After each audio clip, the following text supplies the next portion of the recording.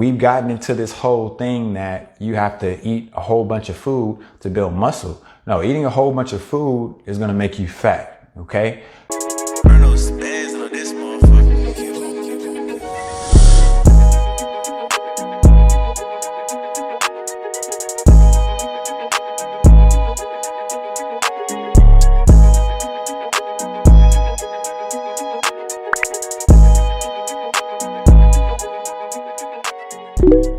Let's cover what bulking and cutting is. Bulking is a concept, and it's actually a bodybuilding concept. Okay, bulking and cutting, they're bodybuilding concepts. Bulking is a concept that says that you should eat more than your maintenance calories, right? If you're trying to put on size and build muscle, okay? And cutting is the opposite of that, says that you should eat below your maintenance calories if you're trying to lose fat, okay, or lose weight. All right. So pretty basic stuff there, pretty basic stuff. Now, starting with bulking by itself, here's where it can get a little tricky. You know, you can ask yourself different questions as far as how much more calories above my maintenance should I eat, you know, if I want to bulk, or even with a cut, how many less calories should I eat, you know, if I want to do a cut. And the reason why I put that question in the chat, have you had an unsuccessful bulk or cut, is because I've personally had both. And this is what puts me in position, this with other research and of course, you know, other information that I've gained, also through my certification. For those who don't know, I got to mention that I am certified with the International Sports Science Association. So I am a certified personal trainer. You don't have to be certified to become a trainer, but it is a good thing to do because it expands your knowledge base. So just wanted to throw that out there. So I've had a bad bulk, and I've had a bad cut, and it taught me a lot about, you know, how it works and, you know, what to do and what not to do. And it actually led me to a place where I'm not a big fan of bulking. I've actually found another way that you can, you know, still put on lean muscle, still build muscle without actually going the bulking route. Here's the issue with bulking that most people run into, is that they end up bulking too hard, essentially, right? Meaning they're eating too many calories above what their maintenance calories are, and they end up putting on a lot of fat. So the thing with bulking is that people go through the process, and I did the same thing. You're just going through the process, you're eating, you know, you're getting bigger, you're feeling strong in the gym, right? And we'll talk about why that's the case here in a second. You're feeling strong in the gym, your lifts are going up, and you feel, hey, I'm bulking, you know, everything's going fine. And, you know, you're probably gaining, you know, anywhere between 1 to 3 pounds each and every week of weight, okay, which most of that is fat. Okay, we're going to talk about that. And you just get to this place and you say, okay, all right, my bulk is done. You know, I've gained 15 pounds or so, or whatever it may be, you know, maybe more. And then you say, okay, now I want to cut. Okay, I want to see, you know, what my body looks like once I get lean, because I've been bulking, I've been getting stronger, I've been building muscle, and I want to see what I look when I get lean.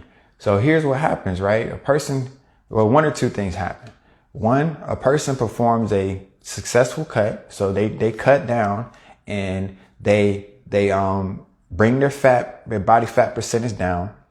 And when they look at themselves, they look almost exactly the same as they did before they started the bulk. So you're like, you know, I don't really see where I've gotten that much bigger, right? So in that case, that was an unsuccessful bulk, because the whole purpose of you bulking was to add muscle, to add lean muscle to your frame, so that when you cut down, right, now you're a bigger, leaner version of yourself, if that makes sense. But that rarely happens, ladies and gentlemen. It rarely goes that way. The other thing that happens is that some people get to a place where it's called a perma bulk, where you just kind of never get out of the bulk. You just kind of, you know, stay that size, or you continue to get bigger, and you basically get discouraged because, you know, you're so far past where you want to be that you never cut down. You never cut down and get lean. Okay. And that happens to a lot of people. Okay. So now going into cutting, some of the things to watch out for when cutting is a lot of times, and this ties into the bulking as well. This is how you can start on a bulk, and your bulk can be an unsuccessful bulk because of not cutting correctly. Okay. A lot of people will try to cut too fast. So what happens is if you cut really, really fast, remember the body operates on equilibrium. I say this all the time. So the body wants to keep things generally the same. Okay. And the body will fight you if you try to apply drastic changes to the body. So you have to be strategic when you're transforming your body. So a lot of people will cut too fast. They'll do something extreme. I did this. Okay. This is how I had my unsuccessful cut. They'll do something extreme and just drop their weight, drop their calories very, very low. And what happens is you're losing a lot of muscle during that process. Okay. Because of how you're cutting and because of the amount of stress that you're placing on your body. So you get down to, the point of no return where you can't cut anymore. Your calories are probably very low. You're not going to feel good. Your mood's going to be off because your hormones are going to be out of whack, the whole nine. And then you get to that place and you look basically the same as you did when you started. And it's one of the worst feelings in the world, ladies and gentlemen, speaking from personal experience, because you do all of that work and you think that you're doing things right. And you get to the end of the process and it's not what you thought it would be. So that's one of the things to watch out for when it comes to cutting. Now, both of them can work. Bulking can work successfully and cutting can work successfully. But the mistake that applies to both of them is doing too much. Okay. So when it comes to the bulking, as far as, eating above maintenance just means that you're eating more than you burn. Okay. So every time you weigh yourself weekly is what I recommend. So say you weigh yourself weekly, every week you'll be gaining a little bit of weight. Okay. You're on a bulk. Now the thing with bulking is to keep that surplus or those extra calories that you're adding to your diet, keep it very, very small. Keep it very, very small. Okay. And I'm gonna explain why here in a second. And same thing with cutting. If you're going to do a cut, find out, estimate of what your maintenance calories are, how much you need to eat to maintain your weight. A scale is great for this. Okay. Meaning if you weigh yourself 1 week and you eat around the same amount of calories, or you even eat the same foods for the most part, and you weigh yourself the next week, your weight is pretty much the same, right? You're eating at maintenance. Okay. I always ask my clients, are you maintaining your weight, losing weight, or gaining weight? We need to find that out so that we know which route we're going, right? And the scale is great for that.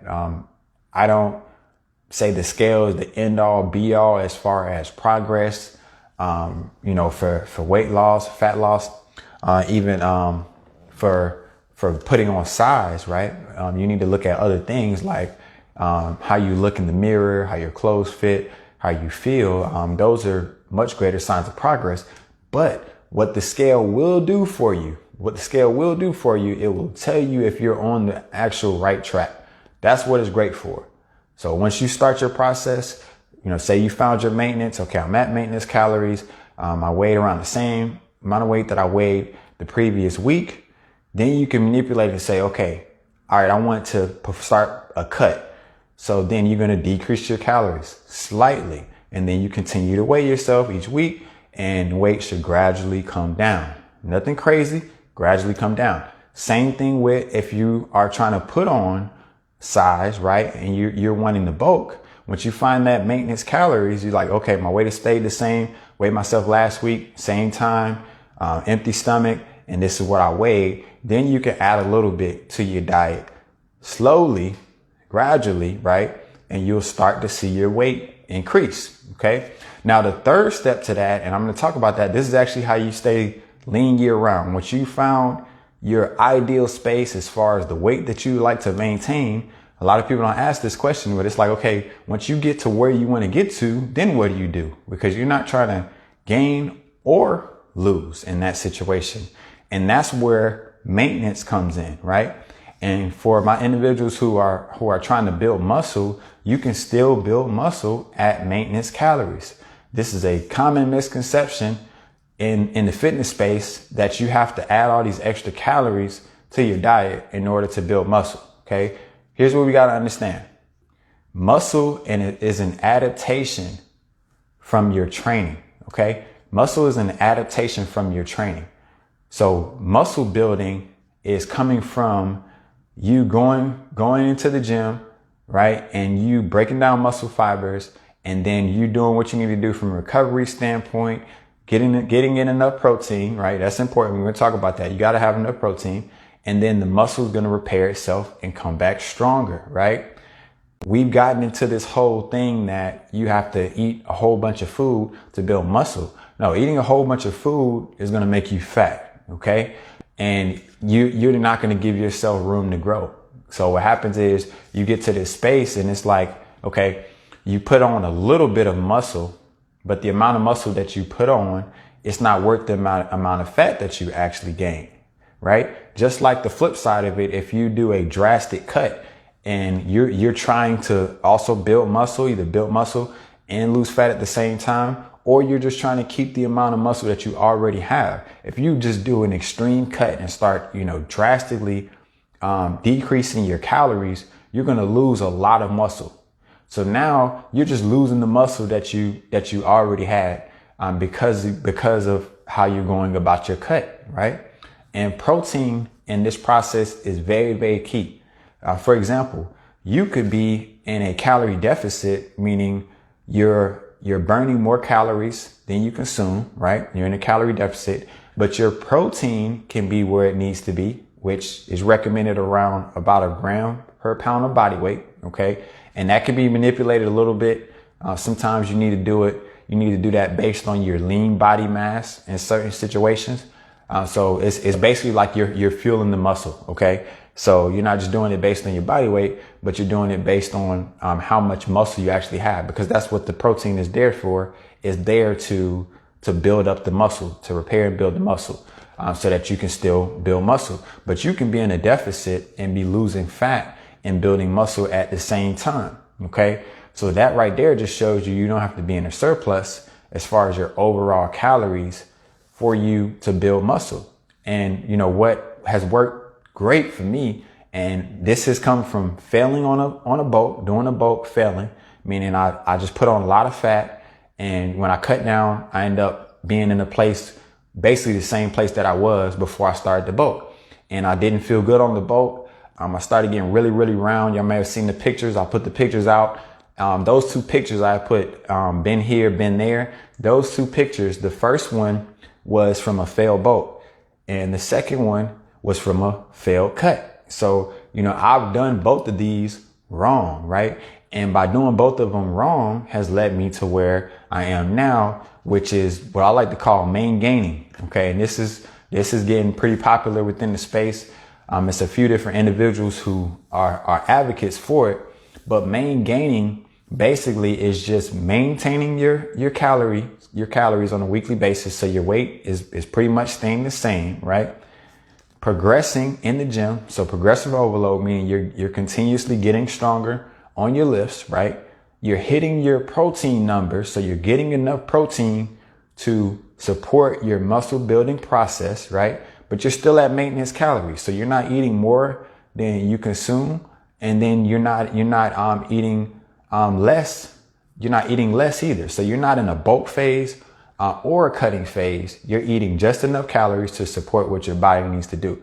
And I've even read a study, and they were basically breaking down the fact that when you look at maintenance calories, right, that not only includes the basic bodily functions as far as, what we need to fuel our body, right, for our body to do what it needs to do, but that also applies to muscle building and repairing and growing muscle. So just at maintenance alone, that's enough calories for you to still build muscle. Okay. And once again, the real telltale sign is being able to build muscle in a deficit. Okay. Now the other thing with building muscle in a deficit, I do want to make this point clear, is that you got to remember that calories itself, calorie is energy. It's basically what a calorie is, right? So if you're in a place where you're cutting down, right, you're trying to lose fat, stored fat, right, is energy. Okay. So when we have excess calories, our body stores that as fat. It's stored energy. So you in essence are already in a surplus just from having that stored energy, right? So you're in a great place to build muscle and lose fat at the same time. A lot of times people will go about it wrong in that situation and they won't do both at the same time. You're in a great position to do both at the same time because your main goal is fat loss, right? So you can be in a deficit, but you have more stored fat, right?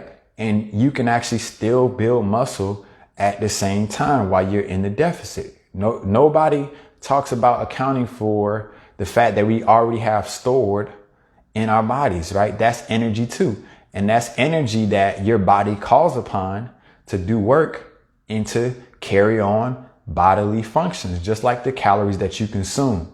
So it's not just the calories that you're eating. You also have to think about body fat as well. That body fat just doesn't go anywhere. No, it's stored energy waiting to be utilized. So unless you are super, super lean to where, your body fat percentage is so low that your body is not going to burn any more fat because you're just at the essential level of, survival at this point where your body's like, hey, we can't burn anymore. We should, that's a very, very small percentage of people, probably somebody getting ready for a bodybuilding competition, right? So unless you're at that place, then you can utilize that, and actually have it help you with your health and fitness goals when it comes to, body recomposition, transforming your body, which is building muscle and losing fat at the same time, ladies and gentlemen. Okay. So when it comes to staying lean year round, it's all about finding that maintenance area for yourself. And I'm always an advocate for building from a lean frame, so specifically talking to the person who's kind of in the middle. I've been in that place and it's like, it's like, which way do you go? You kind of at the fork in the road and you can kind of, take it each way. You can take it either way. You can go the bulk route, and you can, put on some size, or you can do a cut. You're kind of in the middle. Now, since I always advocate building from a leaner frame, I always say, get to where you want to get to first. That's manageable. I'm not talking about super shredded or anything like that. I'm talking about a good place where it's easy for you to maintain as far as the amount of calories that you consume on a daily basis and your activity level, right? And then you can just stay there. Okay. And this is getting to that place where you can be fit forever. It's just part of your regular lifestyle and it doesn't get talked about enough. People try to figure out how people, stay in shape all the time. It's because they've mastered their maintenance calories and where they need to stay based on their activity level and based on the amount of food that they consume and what's manageable for them. I said this in another show, as far as how I eat and my day-to-day activity, my process, it's easy for me. It's easy. I'm not on a diet. If I want to eat something, I eat it. Y'all know I do cheat meals regularly. Had one the other day. What's today? Today's Friday. Probably this weekend, I'll probably have me a shrimp po' boy or something. It's just a lifestyle. Okay. So you don't have to deprive yourself, but you do have to do the work first to get to that place. And that should be everybody's goal because it's a healthy place to be. I say it like this. You're not starving yourself or stuffing yourself. Okay. You're eating just enough as far as what your body calls for based on your activity level and also in line with your goals and what you can manage. I'm not, right now, I use myself as an example. I'm not at an extreme lean point right now. That's why it's manageable. Like, for example, if I was to, say I wanted to do a photo shoot or something, or even say I wanted to go on stage, and do a bodybuilding competition, I would have to burn some fat because I'm not super lean like that. And this is another thing that people don't realize is that, what you see on Instagram and, what you see on TV and different things like that, you see these people and they're like super ripped, right? These individuals, they don't maintain that year round. It's not maintainable. People don't stay like that year round. They like I said, they may get ready for a photo shoot and they do a cut and they get really, really lean for the shoot. Or, they're going to do a bodybuilding competition, or if you see somebody on TV, they're getting ready for a role, but it's temporary, right? It's temporary. You always have to return back to maintenance and what you can manage. Okay. So I just wanted to make that point clear because I know it's a lot of stuff out there. I see this stuff, myself on Instagram, and, we need clarity on these things, especially, for my folks who, are new to this fitness journey. And it's like, cause I remember being there, and it's like, you see all these things and you're like, oh man, look at this person and blah, blah, blah, blah, blah. They're super ripped and this and this and this and that. And there's context behind that we're not getting. And we get a misunderstanding about what's really going on and how the process really works. And that's what I don't want, ladies and gentlemen. Also, quick intermission. I forgot to mention this at any point in time while the show is going on. If I say something that you have a question about that doesn't really make sense, or something kind of goes over your head, or I said something too fast, drop in the chat and ask a question, ladies and gentlemen. That's why I love to do these shows live, so that you can go ahead and ask that question and we can address it. And one thing that I've noticed is that most of the time when somebody asks a question, somebody else has that same question. Okay, so not only are you getting your question answered, but also you're bringing out a question that somebody else has that I can address. Okay, because I can talk to different perspectives, just based on personal experience, based on working with clients, but I don't have them all. Okay, I don't have them all. That's where I need feedback from you all in that situation. So let me talk more about my failed bulk and my failed cut. Okay. So let's start with the bulk. So when it comes to a bulk, right? I did a bulk before and I just kept on eating and eating more and more calories, eating and eating more and more calories, not really paying attention to it, just saying I need to eat because that was the information that I got. Just eat. Right. And I actually decreased my cardio during that time too. Right. And that's another thing that's out there, that cardio, will kill your gains and different things like that. And, I've added more lean muscle, in the past year than I've ever added, my whole process, since I've been on this journey. And I do cardio, post cardio every single session. Now it's low intensity. I'm not doing, any HIIT or anything like that, because, I strength train 6 days a week. So that just wouldn't work with my program. There's nothing wrong with HIIT, but you have to program it properly, because just like you have to recover from strength training, you have to recover from HIIT. Okay. It's high impact, on your body. But I had stopped doing cardio on my bulk and I just got really, really round, and it just like changed the whole form of my body. And I was just trying to figure out, what did I do wrong? But I knew that wasn't what I wanted to do. Basically what I did is, I started to slowly decrease my calories because I was eating way too much over my maintenance calories. As a matter of fact, I remember, of course, the body's always changing, but my body is pretty much stayed the same. So my maintenance calories are around 2,700, 2,800 calories, right? And I was eating around 3,400, right? Around 3,400, 3,500 calories a day. So that's a pretty big surplus there. And basically my activity level couldn't withstand that. Then especially when I stopped doing the cardio, it was just too much. So besides the fact that if you're gaining weight, right, it takes longer to build muscle. So if you're in a bulking phase and you're gaining weight, the scale is moving each and every week, right? Most of that is fat, okay? Fat and water, okay? So over time, by adding weight and progressing in the gym, you'll start to build muscle, but you have to understand that you want to keep those ratios close together. And this is where people get into trouble with the bulk, is you get to a point where the ratios are real far off. It's like the law of diminishing returns. Over time, it's like you started out okay, but over time now, you may be putting on 5 to 6 pounds a month or more, and you're only putting on a pound of muscle or half a pound of muscle.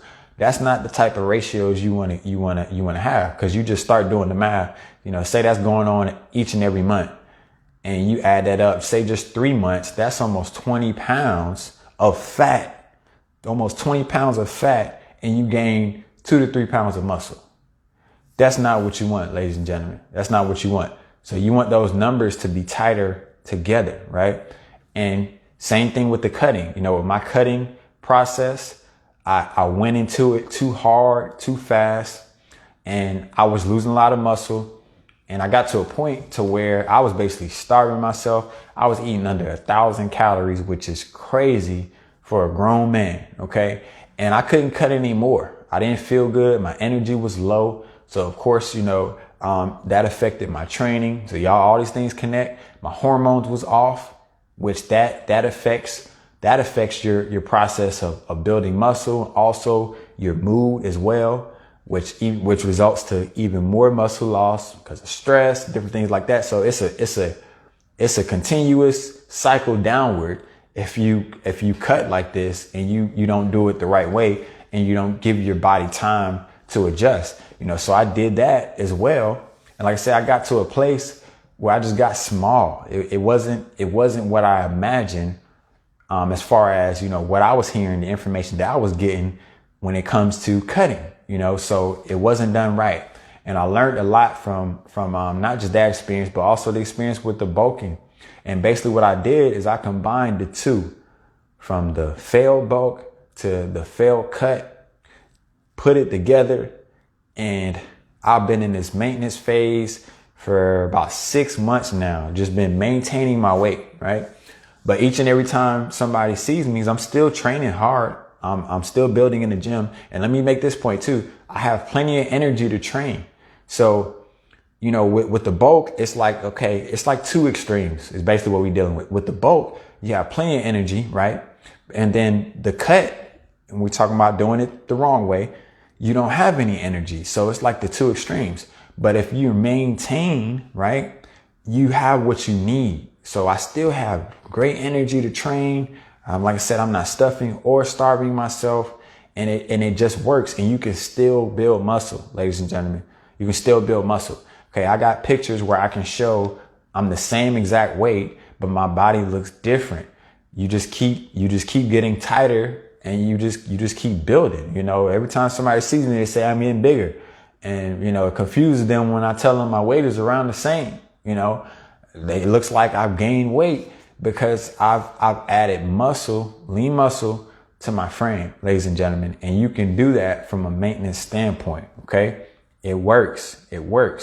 So you want to get to that point. That's the ideal state, for my people who are, looking for the light at the end of the tunnel, if you will. That's the ideal state that you want to get to. Find out that body fat percentage that you're okay with, not just from an aesthetic standpoint, as far as, how you look, but also that's healthy, right?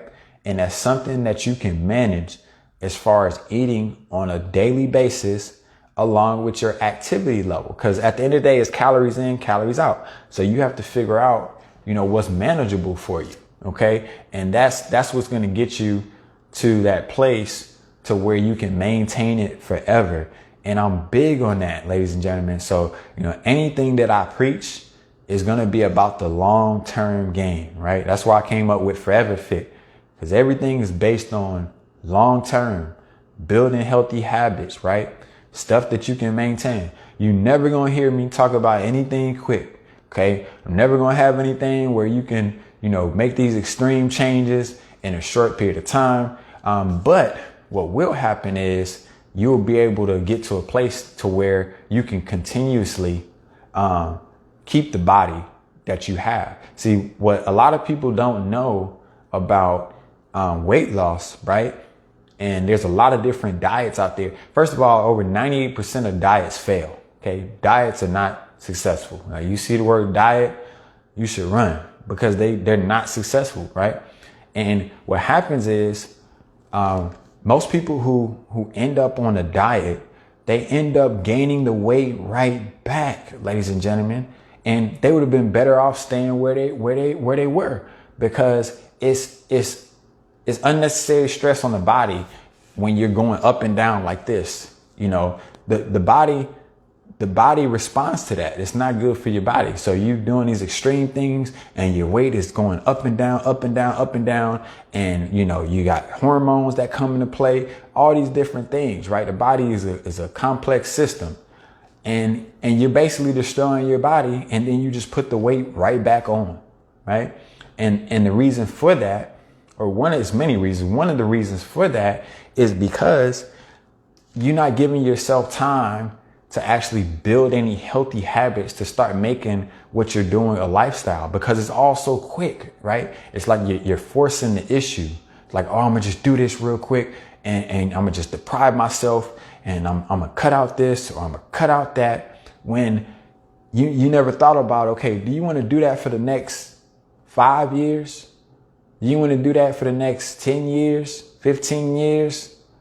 And if you say no to that question, then that's not the right style for you. You want something long term, ladies and gentlemen, because that's what's gonna last. And as I mentioned, that's what's healthy for you as well. But once anybody has any questions, let me know. I think I'm gonna do a part 2 on the hormones show. After I did it, I kind of reviewed the show, and it was a good show.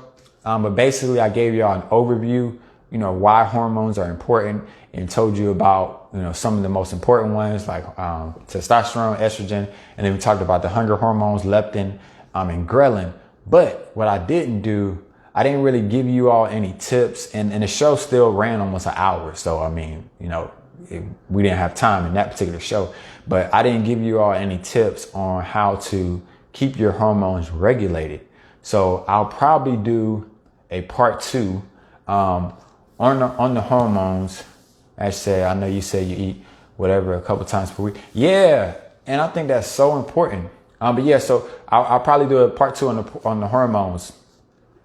Yeah, you only have to be on it like that. And this is like, I'm talking about the people who, like, you got a goal and you trying to get to that goal. Like, you like, all right, got this goal, I'm trying to make it happen. Even from that standpoint, you only have to be on it about 80% of the time. Like, it doesn't have to be 100%, 99%. I'll even say 70, 30, and what people don't realize is that not only can you do that and still get to your goal, not only just from a standpoint, from a practical standpoint, but it's good for your mental state as well, ladies and gentlemen. And this journey is as much physical and practical as it is mental, right? So you don't want to be restricting yourself all the time.